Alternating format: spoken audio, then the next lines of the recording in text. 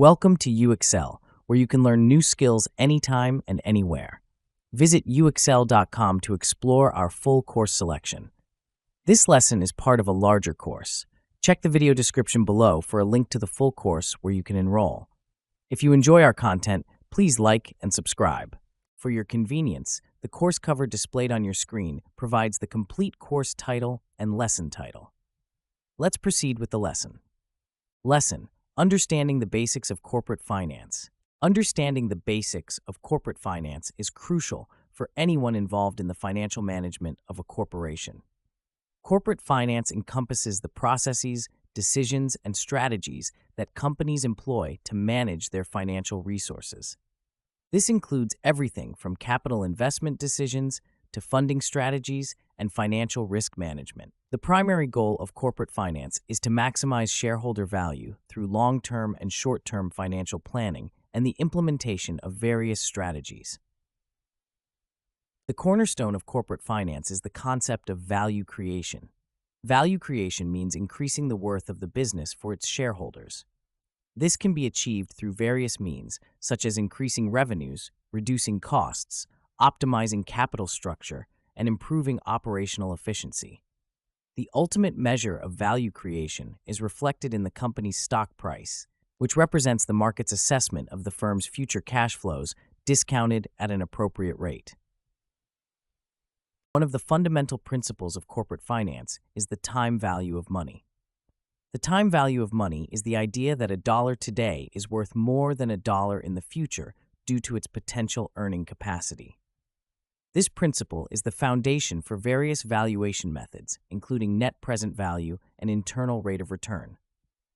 NPV calculates the present value of future cash flows by discounting them at a rate that reflects the risk of those cash flows. A positive NPV indicates that the investment is expected to generate value for the shareholders. IRR, on the other hand, is the discount rate that makes the NPV of an investment zero. Both NPV and IRR are critical tools used by financial managers to evaluate investment opportunities. Capital structure decisions are another critical aspect of corporate finance. The capital structure of a company refers to the mix of debt and equity used to finance its operations.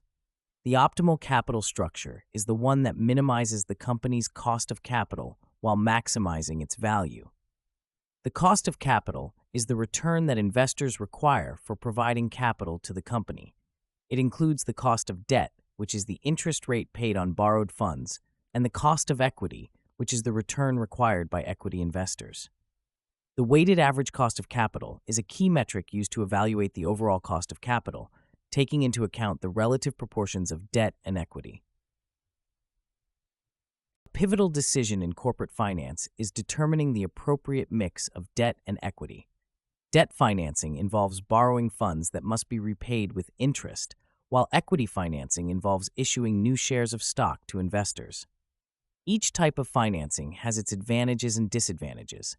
For example, debt financing can be less expensive than equity financing because interest payments are tax deductible.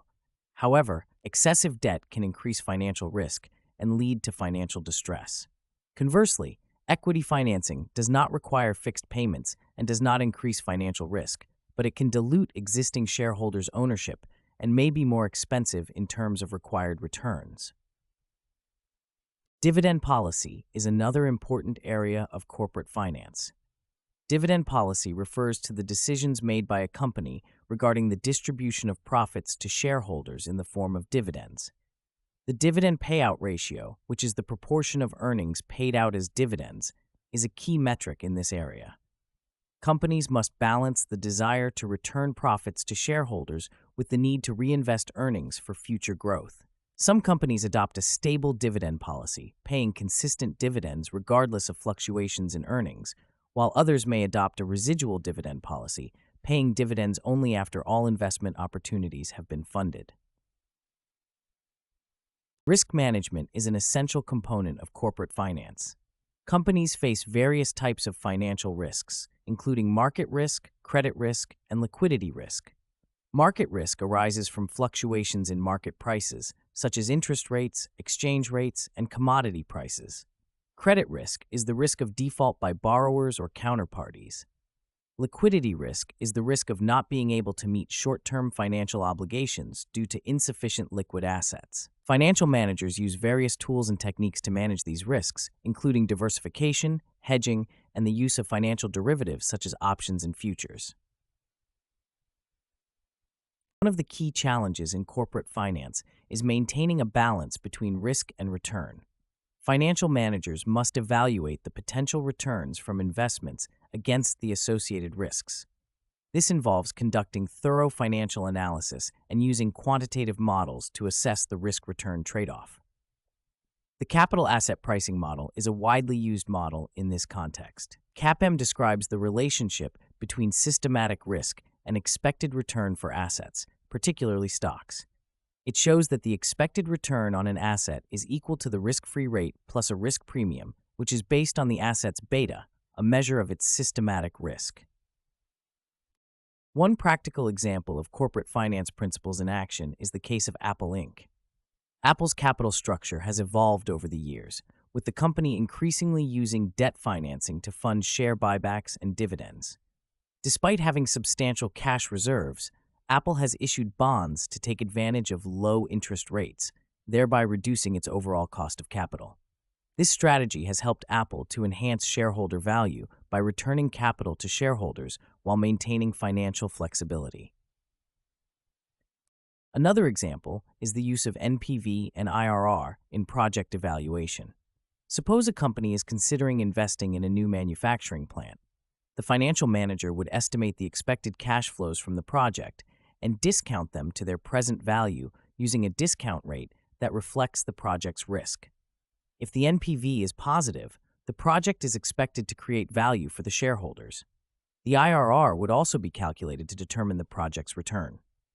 If the IRR exceeds the company's required rate of return, the project would be considered a good investment.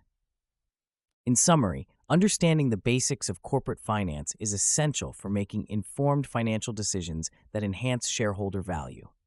Key concepts such as the time value of money, capital structure, dividend policy, risk management, and the risk-return trade-off provide the foundation for effective financial management.